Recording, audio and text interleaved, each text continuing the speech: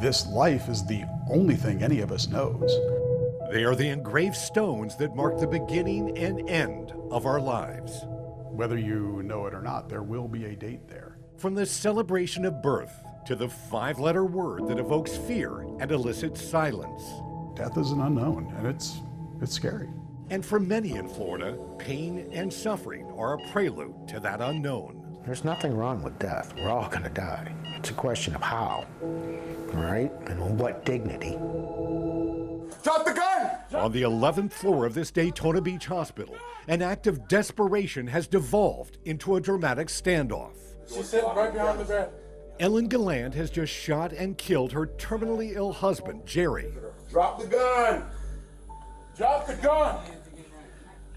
Drop the gun! Just drop it. Just put it on the ground and slide it away from you. The murder-suicide pact that didn't go as planned is about to put a 76-year-old woman in prison for killing the man she has loved since middle school. You have been charged with 1 count of premeditated first-degree murder and 3 counts of aggravated assault with a deadly weapon. Whether compassionate or criminal, she killed him and then she was going to turn the gun on herself, but decided she couldn't go through with it. An extreme act in a state with limited legal end-of-life options. If we had a law in Florida for medical aid in dying, she and her husband could have avoided that situation.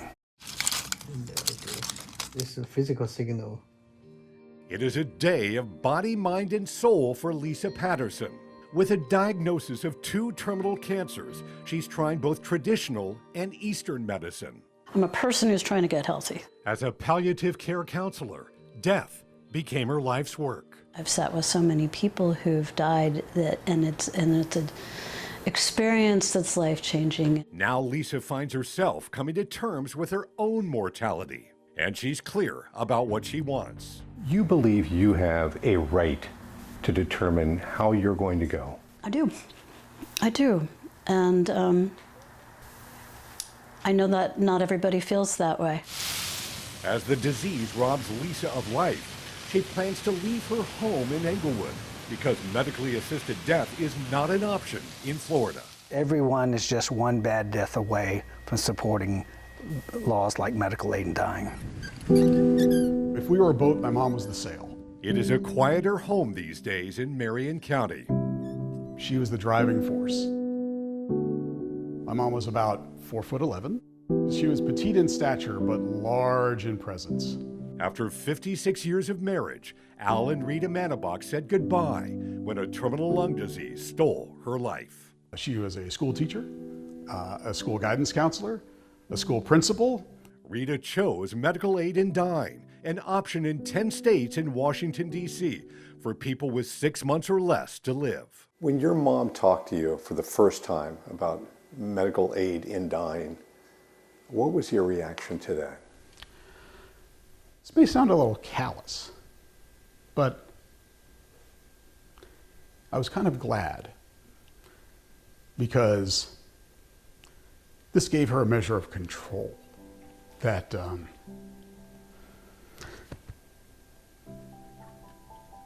this gave her a measure of control in what this disease was doing to her. But it required the 84-year-old to leave her home in Florida and travel to Vermont. She couldn't control what the disease was doing to her, but she could control how it was going to happen and when it was going to happen and how much it was going to take from her.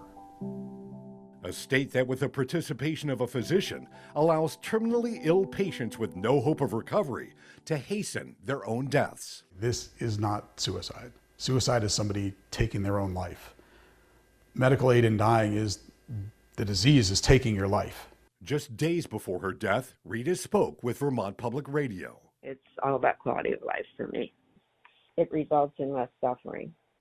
I am very comfortable with death. I'm 84, and I'm at peace with the whole thing. And while Rita was still lucid, she attended her own memorial service. Who else in this world got to have that? It was our family. I mean, there can't be more than, a few dozen other families who have had that chance. On July 11th, 2024, in a Vermont rental home surrounded by family, nurses, and an end-of-life doula, Rita self-administered a cocktail of drugs. In 3 minutes, she was unconscious. 2 hours later, Rita Manabach was dead, or as she described it, her day of transformation. Rather than let this disease drag her down,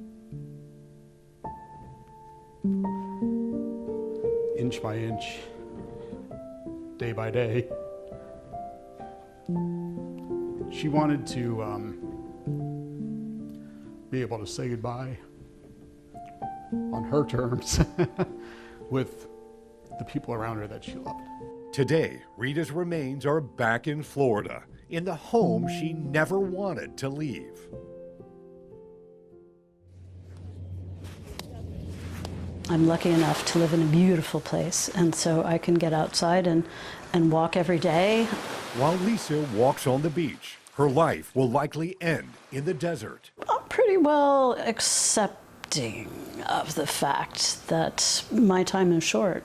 She and her husband Dave have bought an acre of land in New Mexico. With a lack of compassion and options, it's very difficult to see anyone you care about, let alone your wife, suffering in any way. A state 1,800 miles away that allows medical aid in dying, but requires residency. We're in the free state of Florida. We should be free to be self-determined, People should have a right to choose. I think choice is the essence. As Lisa walks through the valley of the shadow of death. Are you afraid of dying? A little bit. She takes solace, knowing she's taking control from a disease that is taking her life. If our society was as good at death as it is about births and graduations, and then it could be not so scary and more of a joyful event, because it is. It's going to happen.